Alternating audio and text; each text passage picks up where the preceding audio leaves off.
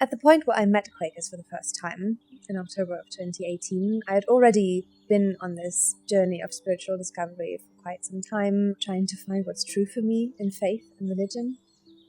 Because I was in this category of, I'm spiritual, but I'm not religious.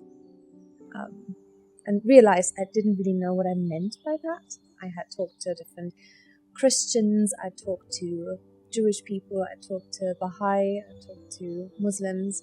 I guess you could say I came to my first Quaker meeting with heart and mind prepared. And the beautiful experience was that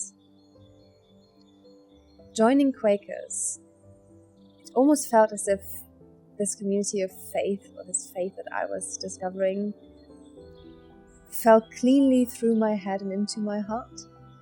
It didn't insult my intelligence. It didn't discourage me from questioning. It allowed me to think about it deeply and to explore. And at the same time, it felt right from the very start. My name is Paula Christophersen.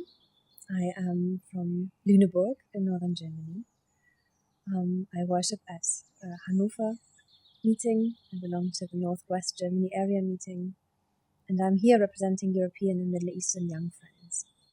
At my first ever Quaker meeting for worship, I was late, not knowing what a Quaker meeting house looks like. Does it look like a house people live in? Does it look like a church? Does it have Quaker meeting house in big letters on it? Or do I have to scrutinize the signs in front to see where I'm going? And so by the time I'd found it, it was 10 past the hour. So I thought, now I know where it is. I'm just going to come back next Sunday. I'm going to get a bit closer, just have a look. And so I went and I peeked through the glass window in the front door. And a friend opened the door for me and said, "Do you want to come in?" And I was very insecure, saying, I don't know, I've never been here, I'm late. I said, "Well, it doesn't matter, you can come in." And so I followed his invitation and went into the meeting room. About 15 or 20 friends gathered there in silence. I'd never met any of them.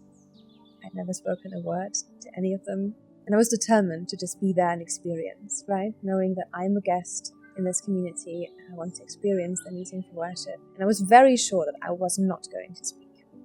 So I know myself, I do like to talk. I have a lot of ideas and thoughts. But I really felt that being respectful to this community would be not to barge in and tell them anything of mine, but to come open to listen to what they have to offer. And I found it surprisingly easy to settle into the silence. Usually meditation is very hard for me.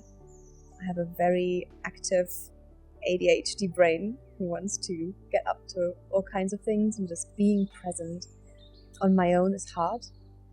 But being in that silence, I felt so comfortable, so calm, so held. And a friend stood up and gave ministry. And there was silence again. A second friend gave ministry. Silence again. I was moving these words in my heart. And then words came. And I told myself, this is your ego speaking. You do not have to be part of every conversation just because you have thoughts on the matter. You're not the one who has to speak right now. You're a guest. You're not here to minister. But my heart started beating so fast. And I remember I kind of found myself on my feet. I don't really remember standing up. And thinking, if I try to speak now, I'm going to forget all of my English. But I'd also read that you should trust that words will be given to you. And I did. And they were. I give ministry on understanding culture as a living thing, as something that needs diversity to evolve. And I sat back down, and immediately my heart was beating calm again. And that was a profound experience, and was followed by some more delicious silence, and my first round of tea and biscuits with friends. And I came back the next Sunday, and the Sunday after that, and the Sunday after that, and then every other Sunday until my time in the UK came to its end. I think the idea of sitting in silence for an hour with people you've never met before is quite daunting to a lot of people. You might fear that it's an awkward silence, or a very boring silence. Nothing much happens. You might be afraid that you're doing it wrong.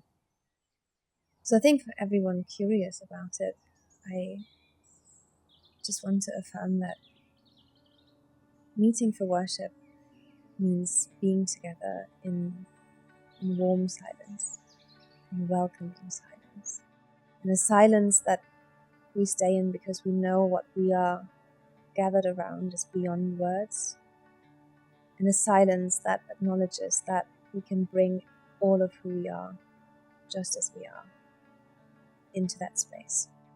You just have to be open for Spirit to move through you. And if something wants to be said through you, you can trust that words will be given to you, and you can trust that it belongs. You can know that you belong. And just surrender to being in that, not having to do or be anything, but present. Thank you for watching this episode of QuakerSpeak. If you like this episode, please leave a comment and a thumbs up so we can reach even more friends. For more videos, click this playlist here. To subscribe to QuakerSpeak, click this here. And to support us, click here. Thank you so much for watching. Happy Thursday.